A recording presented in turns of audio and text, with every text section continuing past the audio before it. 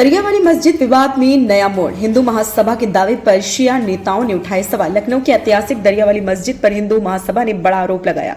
हिंदू महासभा के कार्यकर्ताओं ने मस्जिद के पीछे पार्क को सरकारी संपत्ति बताते हुए मस्जिद पर सरकारी संपत्ति पर अवैध कब्जा का आरोप लगाया। इस मामले में शिया नेताओं ने हिंदू महासभा के दावे पर सवाल उठाए। उनका कहना है कि यह मस्जिद सदियों से शिया समुदाय की प्राचीन धरोहर है और इसके पीछे का पार्क वक्फ संपत्ति है।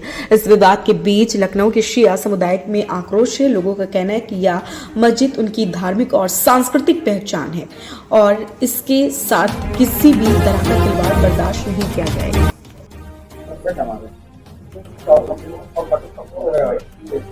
ऐसे नहीं आएगा, ठीक है ऐसे। अरे सर एकदम हाँ सही एकदम।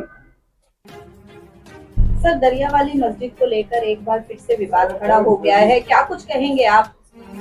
दरियावाली मस्जिद को लेके इससे पहले तो कभी कोई विवाद आया नहीं है। वो 200 वर्ष पुरानी मस्जिद है। लखनऊ के इतिहास और लखनऊ के निर्माण के साथ साथ उस मस्जिद का इतिहास है। ये मस्जिद पहले रिवर बैंक पे होती थी, नदी के किनारे, लेकिन जिस वक्त के ऊपर यहाँ बांध का निर्माण हुआ और बांध के निर्माण के बाद फिर यहाँ पर इसकी मस्जिद के दोनों छोरों से जो है वो रोड निकाली गई। तो उस रोड के निकाले जाने के बाद मस्जिद जो है वो एक बोट की शक्ल में मस्जिद की प्रॉपर्टी महफूज रह गई, जिसमें पीछे के हिस्से में जो है वो वहाँ पर एक रोजा बना हुआ है, एक दरगाह जो पहले छोटी थी बाद में बड़ी हो गई। वहाँ से एक बहुत पुराना लगभग 100 साल पुराना जो है वो जुलूस भी निकलता है, जो ऐतिहासिक जुलूस भी और लखनऊ का सबसे बड़ा धार्मिक जुलूस है उस मस्जिद के प्रांगण से निकलने वाला। और वहाँ पर केवल शिया समुदाय के लोग ही नहीं बल्कि सुन्नी समुदाय के, हिंदू समुदाय के और तमाम धर्म के लोग जो हैं वहाँ पे जाके उनकी श्रद्धा है, उनकी आस्था है।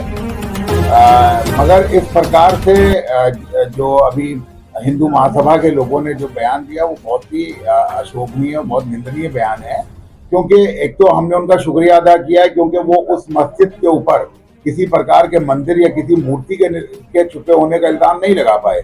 उन्होंने इल्जाम लगाया कि ये सरकारी पार्क है। तो अब ये विषय जो है हिंदू मुसलमान के झगड़े से तो बाहर हो गया। अब अगर सरकारी है तो मामला सरकार के संज्ञान में आएगा। सरकार हमें जो है वो संस्था को नोटिस दे और उससे पूछे कि आपके पास क्या दस्तावेज है, कितनी जगह खाली है, और सरकार इस बात का भी आश्वासन दे कि जितनी जगह दस्तावेजों में शामिल है वो सारी जगह उसको वापस कराई जाएगी मस्जिद को, अगर मस्जिद की जगह है।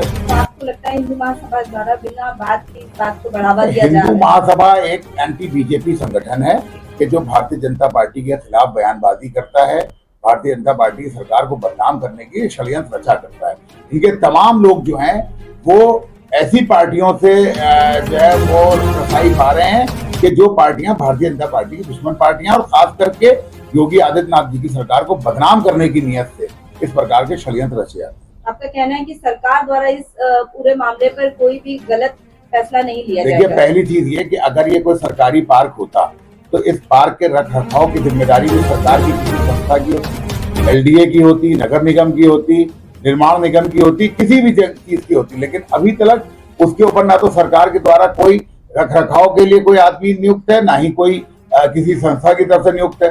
खुद मस्जिद उसके रख रखाव का काम करती है, मस्जिद ही उसके प्रांगण को सजाती है, संवारती है। तो इसका मतलब ये है कि सीधे तौर पर सरकार ने कभी इसको न दावा किया ना कुछ। तो हिंदू महासभा को आप क्या कहना चाहते हैं?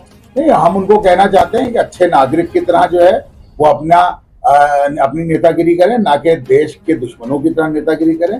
देश जो है वो लोगों को बांटने वाला कभी भी देश का हितैषी नहीं होता है। जो लोगों को एक साथ जोड़े वही देश का हितैषी।